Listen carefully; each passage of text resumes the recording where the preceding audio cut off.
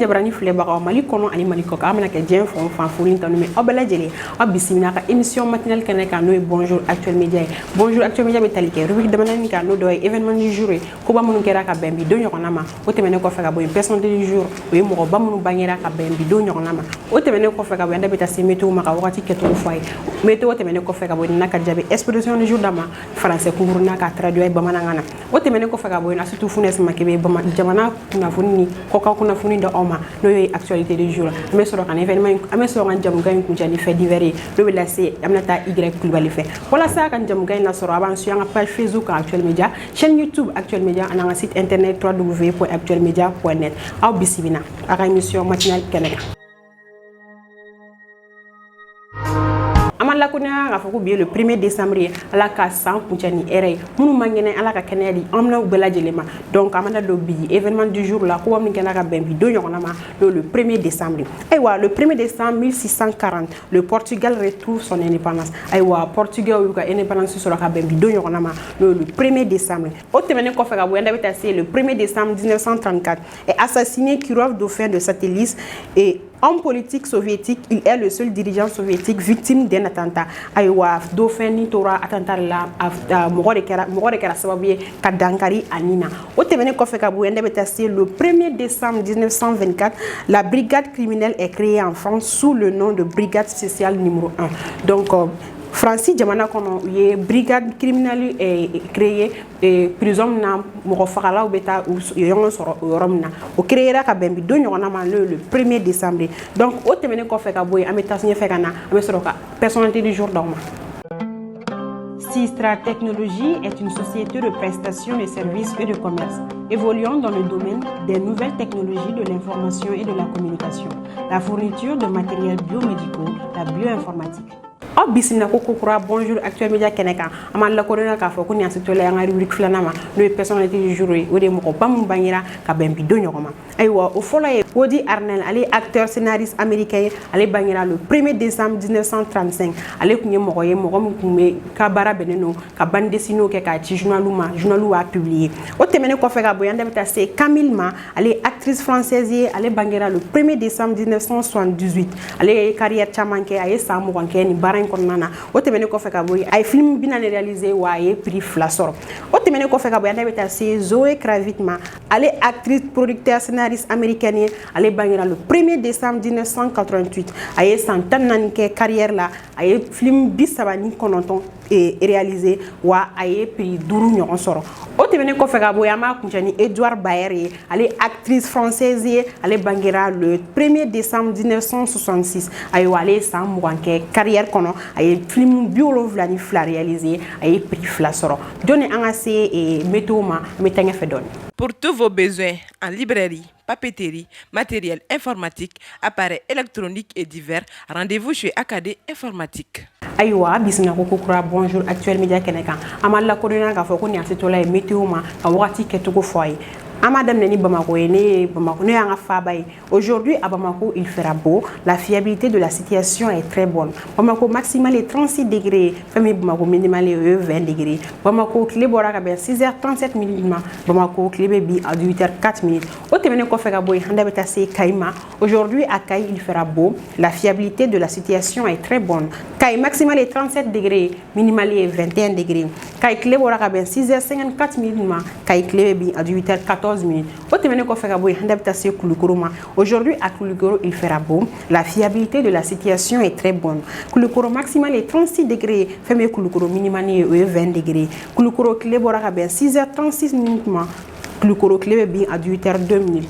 Au tɛmɛnen kɔfɛ ka bɔ yan da bɛ taa se Sikaso ma. Aujourd'hui à Sikaso il fera beau, la fiabilité de la situation est excellente. Sikaso tile bɔra ka bɛn 6h26 minutes ma. Sikaso tile bɛ bin à 7h57 minutes. Fɛn min ye Sikaso ye o maximal est 35 degrés, minimal est 20 degrés. Au tɛmɛnen kɔfɛ ka bɔ yan da bɛ taa se Segu ma. Aujourd'hui à Segu il fera beau, la fiabilité de la situation est assez bonne. Segu maximal est 36 degrés, fɛn min ye Segu ka ye olu ka minimal est 21 degrés. Segu tile bɔra ka bɛn 6h32 minutes ma. Tile bɛ bin à 7h56 minutes. Au tɛmɛnen kɔfɛ ka bɔ yan da bɛ taa se Moti ma. Aujourd'hui à Moti il fera beau, la fiabilité de la situation est assez bonne. Fɛn min ye Moti ka ye olu ka maximal est 36 degrés, minimal est 19 degrés. Moti tile bɔra ka bɛn 6h25 minutes ma. tile bɛ bin à 17h45 minutes. O tɛmɛnen kɔfɛ ka bɔ yen an bɛ da taa se an ka nord yanfanw ma.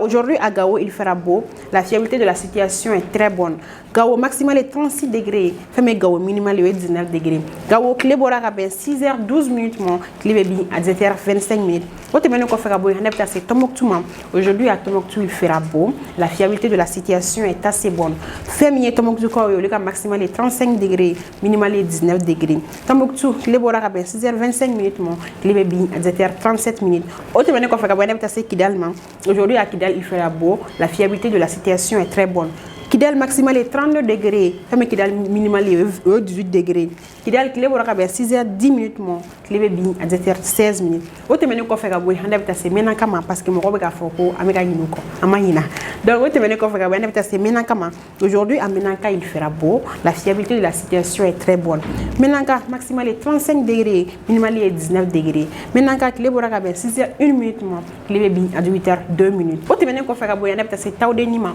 Aujourd'hui à Taoudeni il fera beau. La fiabilité de la situation est très bonne. Taoudeni ka maximal est 36 degrés, femme Taoudeni minimal est 19 degrés. Taoudeni tile bɔra ka bɛn 6h18 minutes ma tile bɛ bin à 17h01 minutes. O de bɛ dan sigi an ka bi météo la an bɛ taa ɲɛfɛ dɔɔni ka na jɔni expression du jour kan. ESG, École supérieure de gestion spécialisée dans la formation des métiers de la comptabilité et de la gestion d'entreprise.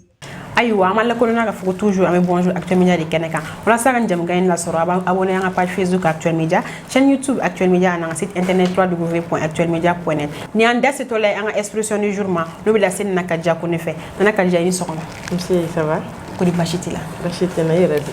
Ko bɛ di? Ko tɛ cogo ne kɔni ka ko ka fisa e ni ne kɛcogo i b'a dɔn ne ka ko ka fisa. E ka fisa yɔrɔ e kɔni ta o ka ɲi yɛrɛ yɛrɛ de. I ni cogo di tan tɔ? Cogo bɛɛ la e tɛ ne la. O ka ɲi o ye tari tari.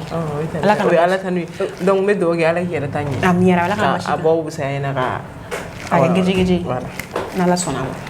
Ok Nana folikan jumɛn de b'i bolo ni expression du jour jumɛn b'i bolo ka lase an filɛbagaw bɛɛ lajɛlen ma. O diyara n ye kosɛbɛ ne ni an filɛbagaw fo n bɛ i yɛrɛ fo kosɛbɛ i ni ce i ka timinadiya la n'o tɛmɛna ka bɔ yen n bɛ an filɛbaga cɛman ni musoman bɛɛ lajɛlen fo Mali kɔnɔ Mali kɔ kan an b'u bɛɛ lajɛlen fo fo o sigiyɔrɔ la n y'o de f'i ɲɛna n'i ko k'i ɲɔgɔnna émission kɛla ten kanubaga de b'i la mɔgɔ min b'i ka fɛnw partager a b'u commenter n'a bɛ kɛra o kɛ belebeleba ye donc an tɛ se ka ɲinɛ o foli kɔ an tɛ se ka sɛgɛn o foli la i yɛrɛ y'a fɔ cogo min na ko bi ye le 1er décembre. Kosɛbɛ.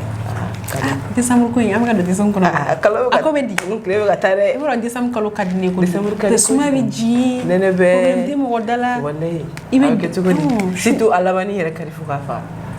Tile bɛ bin joona mɔgɔ bɛ i bɛ sunɔgɔ k'i fa su ka jan. Nin kalo in kɔni an bɛ dugawu de kɛ Ala ka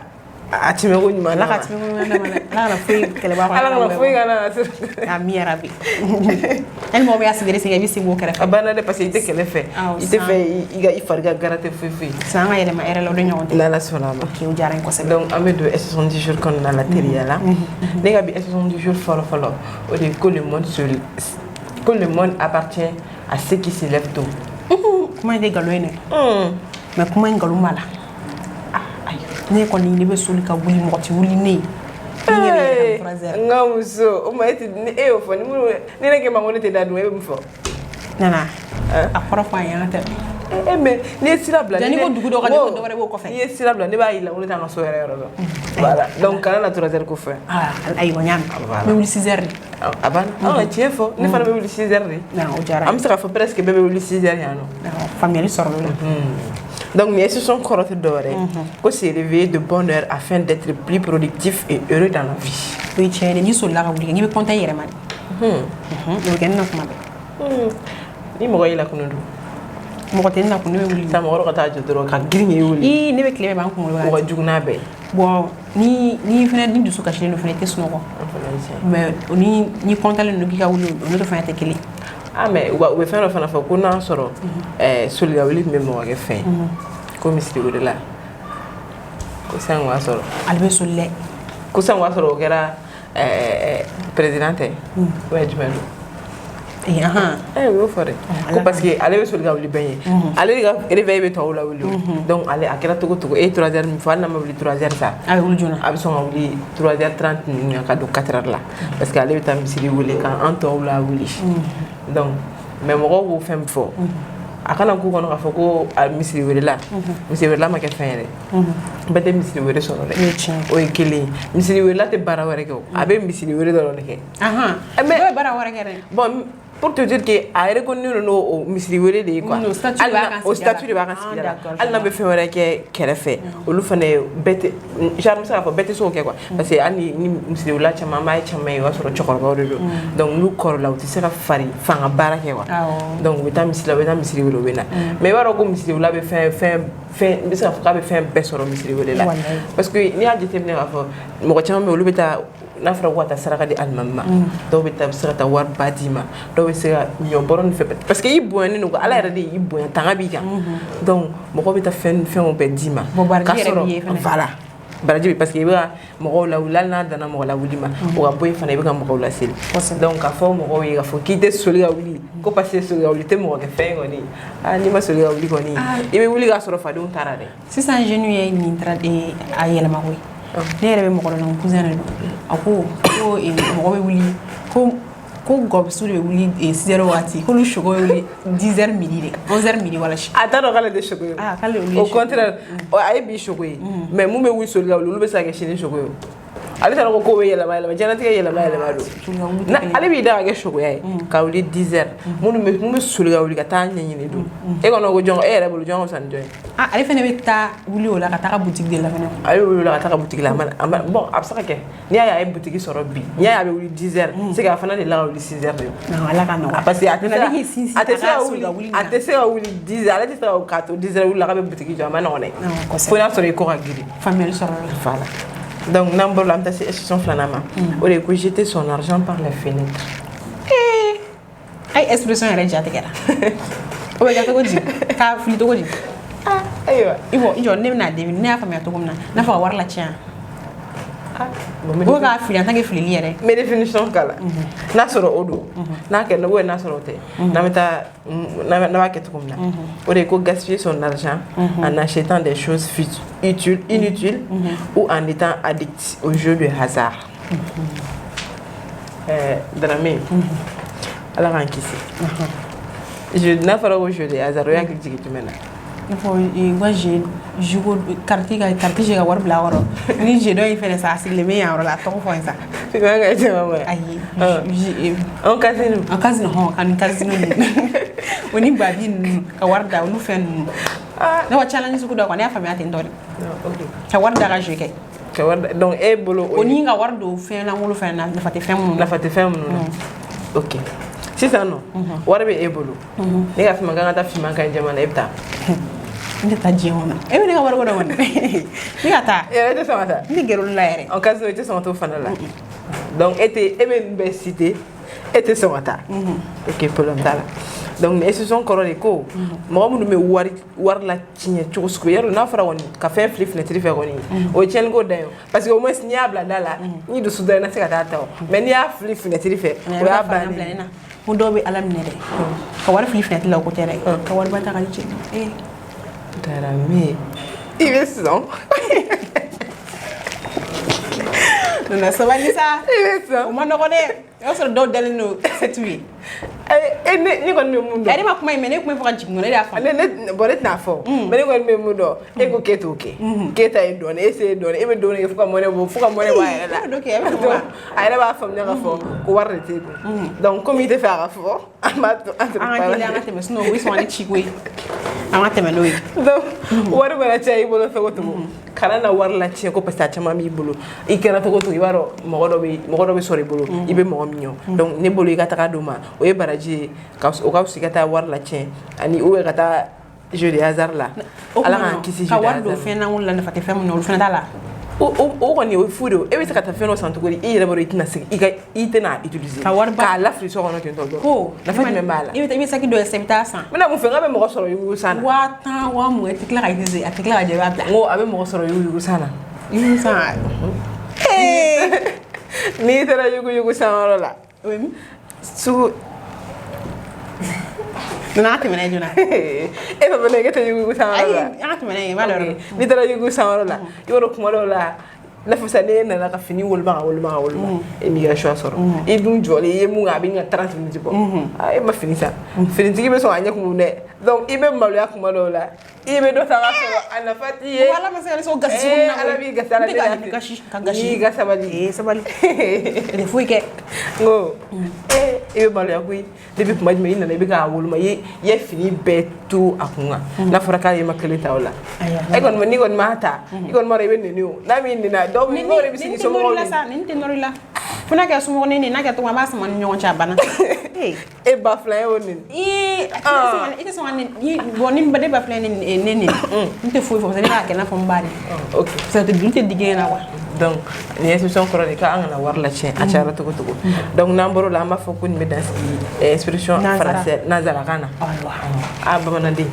donc an bɛna daminɛ ni bamanankan yɛrɛ sisan sinsali o fɔlɔ fɔlɔ donc nin bɛ dan sigi an ka expression nanzara la est ce que expression tɔgɔ bamanankan na o tɛ yan n'o tɛ an ka tubabu ka an ka nanzaraw ka mot emprunté donc nin bɛ dan sigi an ka expression nazarakan na sisan an bɛna gɛrɛ ka taa se an yɛrɛ ka todunkan ma n'o ye bamanankan ye i yɛrɛ kɛra bamananmuso ye sisan donc o fɔlɔ fɔlɔ o de ye ko nkalon b'a don ɲɛ mais a t'a dugujɛ ɲɛ e sɔn n'o ma e dun bɛ nkalon caman tigɛ i fa ye kɔni e tɛ miiri sini na dɛ n'i ye nkalon tigɛ ni tiɲɛ kɛra ka ban i bɛ maloya sɔrɔ o de kɛ nkalon n t'a fɛ e tɛ nkalon tigɛ i ko ten an t'an kale plateau in kan yan ayi o kɔrɔ jumɛn de san o kɔrɔ jumɛn de san e ni ne b'an kale ni mɔgɔ min ye nkalon tigɛ ni émission in kɔfɛ i bɛ nkalon tigɛ ka ko dilan wa olu bɛ yen ayi e tɛ nkalon tigɛ ko e bɛ nkalon tigɛ ka ko tiɲɛ de e ka baara de y'o ye donc ni expression in kɔrɔ ko mɔgɔ ko mana gɛlɛya cogo cogo i man ka nkalon tigɛ fo n'a sɔrɔ i y'a fɔ cogo min na ka nkalon tigɛ ka ko dilan donc an b'a parce que an b'a mɛn généralement ko mɔgɔ bɛ nkalon mɔgɔ kan ka nkalon tigɛ ko ka furu dilan i ma sɔn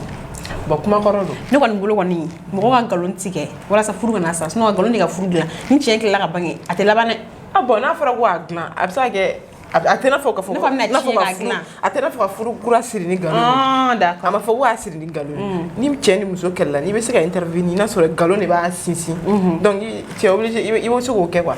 donc n t'a dɔn n kɔni t'a kisa dɔn mais n kɔni b'a mɛn mɔgɔw da kɔni o b'a fɔ donc n'a kɛra o cas ye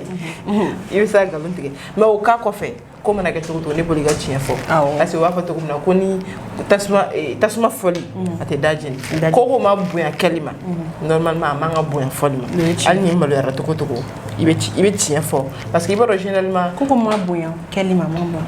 comme i ma bonya kɛli ma o man ka bonya fɔli ma quoi genre n'a fɔ dɔw b'a fɔ ne ye kojugu ba de kɛ bi a ma bali ka kɛ quoi donc n'i ma ɲɛ k'i ye kojugu in kɛ i kan ka se ka kojugu in fana fɔ donc ni expression in na an bɛ se ka fɔ ko mɔgɔ i kɛra cogo cogo i ka tiɲɛ de fɔ parce que i b'a dɔn n'i ye nkalon tigɛ mɔgɔ ye siɲɛ kelen siɲɛ fila siɲɛ saba a bɛ tigi la i b'a dɔn n'a tigi tigɛr'i la hali n'i ye tiɲɛ fɔ don min na a tɛ d'a la a ma nɔgɔn walayi donc ala kana an sigiɲɔgɔnw tigɛ an na amina kojuguba don ala k'o dɔgɔ minɛ donc n'an bɔr'o la an bɛ taa se nanzara todunkan expression filanan ma n'o ye expression naaninan ye a n'a laban o de ye ko ni binjɛni ma ban ko tɔn kana taa tɔn sanga fo nana segin a ka na ni binjɛni ma ban tɔn kana taa tɔn sanga fo tɔn bɛ ɲɔgɔn ka sanga fo de darame adamadenw bɛ cogo min na ala ka dan fɛnw bɛɛ bɛ ten kosɛbɛ hali mɛnɛmɛnɛnu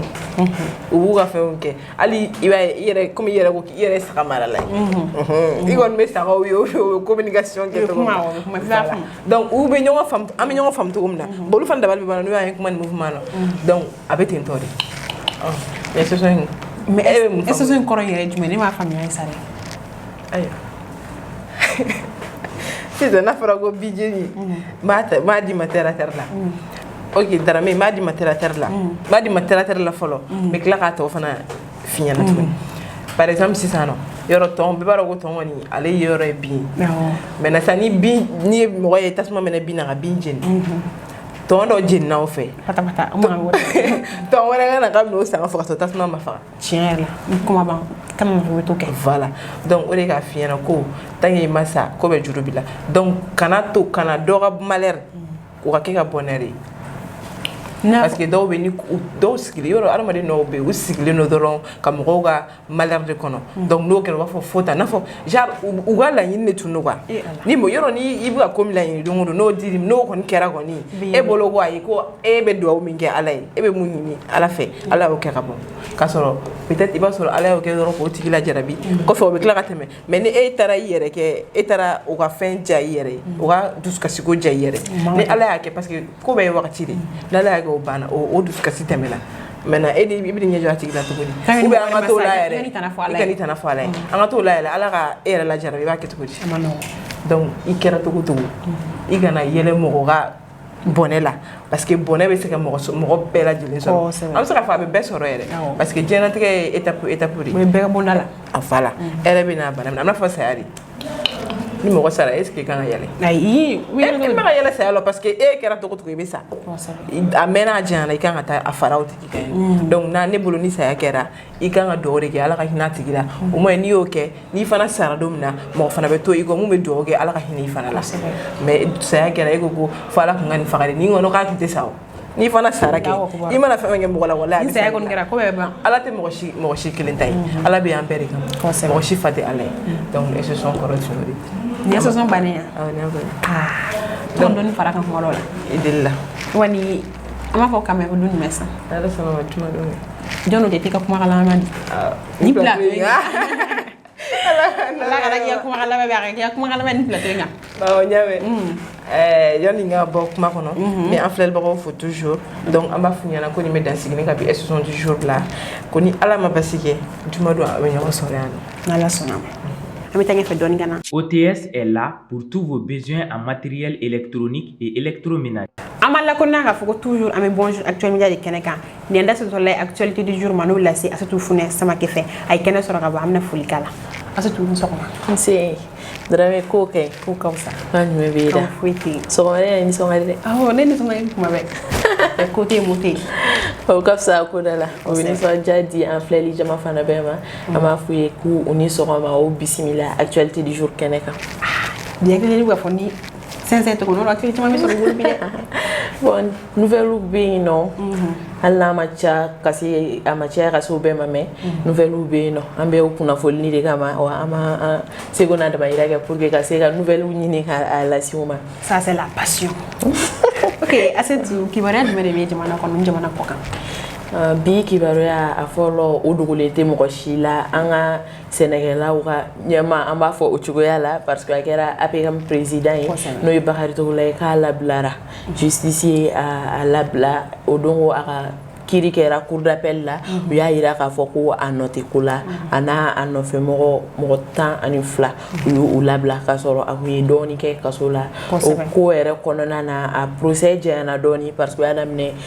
jeudi vendredi kana samedi kɛ mais délibéré dira fo lundi don an ma yira an lajɛbagaw la ko ka o tile 4 kɔnɔna na o procès ninnu tile 4 kɔnɔna na a woloba yɛrɛ o fana fatura an bɛ dugawu don kɛ ka to ma ala ka badabada dali nɔgɔya musokɔrɔba ye o tɛmɛlen kɔ ka bɔ yen an b'a yira mɔgɔw la k'a fɔ mɔgɔ balimaw tun bɛ yen n'o olu ye Burkina bɛ minnu sigilen bɛ Burkina u y'a ye tile fila in na k'a fɔ ko u ka mɔgɔw tun tɛ réseau kan n'o Facebook WhatsApp réseaux sociaux ye fɛn fɛn ye a kun tigɛlen don u fɛ yen parce que girigara min kɛra Burkina tile fila in na a ma dogo mɔgɔ si la a ko daminɛna ni kayakaw ka marché donc girigara cayara u ye réseaux sociaux tigɛ Burkina mɔgɔw la an b'a yira o la k'a fɔ ko Burkina bɛɛ bɛ se ka connecter sisan k'an bɛ se k'u kibaruya sɔrɔ surtout bi bi in na Facebook ko WhatsApp ko an yɛrɛ bɛ kuma bɛ kɛ Facebook WhatsApp an ka followers yɛrɛ ni réseau tigɛra ma nɔgɔ m'a ye sa ani Burkina bɛ kun famana mais an bɛ bisimila an b'a fɔ k'u bisimila ko kura actuel bonjour actuel média kɛnɛ kan u ka ensuite don o don ka taa effectivement ni an bɔra o yɔrɔ la an bɛ taga Laginɛ min ye Laginɛ président kɔrɔ ye Alpha Condé n'o y'a ka fanga bi le 5 septembre min tɛmɛna ko minnu ye fanga bi militaires y'a yira k'a fɔ ko u y'a labila parce que a tun bɛ militaires de fɛ yen u kun kɛlen don k'a garder u yɛrɛ ɲumanna ko k'a garder en lieu sûr u yɛrɛ b'a surveiller u y'a yira u ka communiqué dɔ la o don na ko u y'a labila a tagara a muso ka résidence la ko hali bi u ka pression t'a kan chef de l'état kɔrɔw kan ka ni fɛn o fɛn bonya minnu ye ko o bɛɛ bɛ di a ma a bɛ to jamana kɔnɔ quoi a bɛ jamana kɔnɔ awɔ a bɛ Conakry a muso ka du kɔnɔ na an bɛ mɔgɔw ladɔnniya k'a fɔ ko an bɛ nin bi actualité du jour kun cɛ ni farikolo ɲɛnajɛ nouvelle ye kunun surɔ réseaux sociaux de minɛna bɛɛ ko Messi Facebook ne yɛrɛ ka WhatsApp statut n'i y'a ta k'a lajɛ Messi fan bɛɛ fɛ ma faamuya dɛ mun ne kɛra ko Messi y'a ka ballon d'or 7 ta donc aw yɛrɛ bɛ ko kalama Messi ka fanu bɛ Ronaldo ka fanu bɛ Ronaldo ka numéro ye 7 ye donc Messi ka fanu de bɛ k'o 7 ta k'o nɔrɔ Ronaldo ka 7 la ne kɛlɛ tɛ kɛ dɛ a ma nɔgɔn dɛ b'a dɔn mɔgɔ caman dusu kasira même si ni Messi yɛrɛ ka fanu kɔntaneba kun don o y'a palmarès dɔ ye parce que a ye ballon d'or ta fo siɲɛ 7 ok ase to jara en kosɛbɛ bɛ se k'i ka foli ka laban di jɔn an ka bi ta in kuncɛ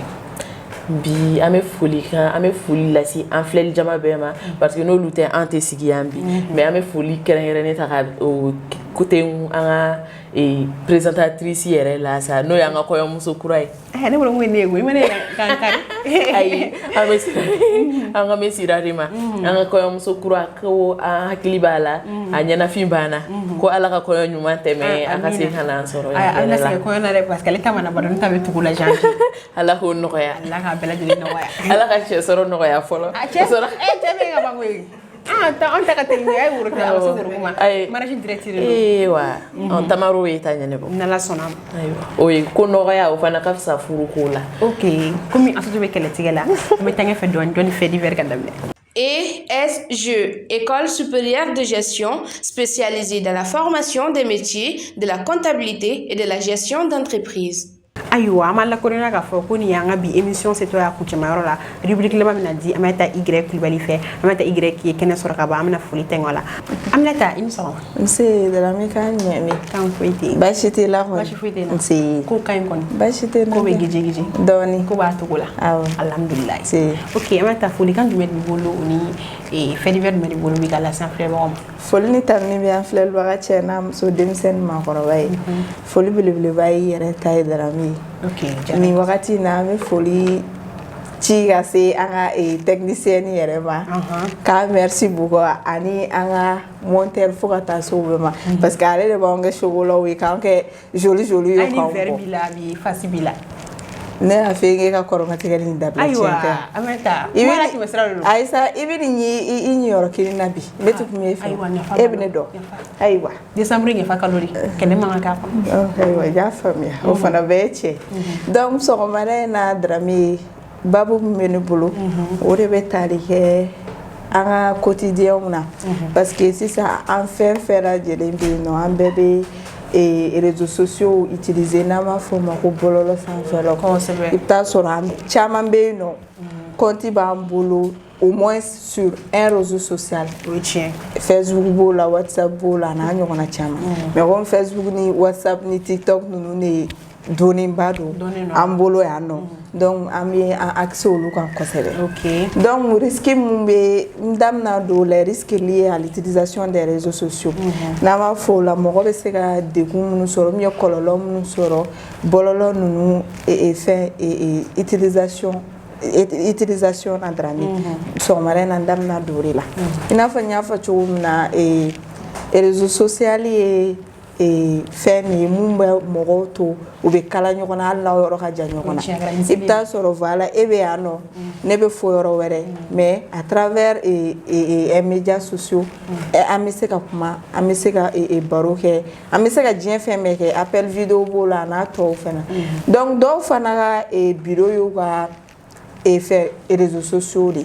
i n'a fɔ dɔw bɛ yen nɔ entreprise olu ka entreprise ye virtuelle de donc olu bɛ feereliw sanni feerew bɛɛ bɛ ɲɛnabɔ à travers les réseaux sociaux mɔgɔ dɔw fana bɛ yen nɔ sisan avec l'ère numérique olu tɛ taga sugu la tuguni olu fana b'u ka fɛnw bɛɛ san site d'achat ninnu kan donc o bɛɛ c'est pour faciliter un peu la vie de voilà la vie de tout un chacun voilà mais an y'a ye k'a fɔ ko réseaux sociaux ninnu a utilisation bɛ ka kɛ degunba ye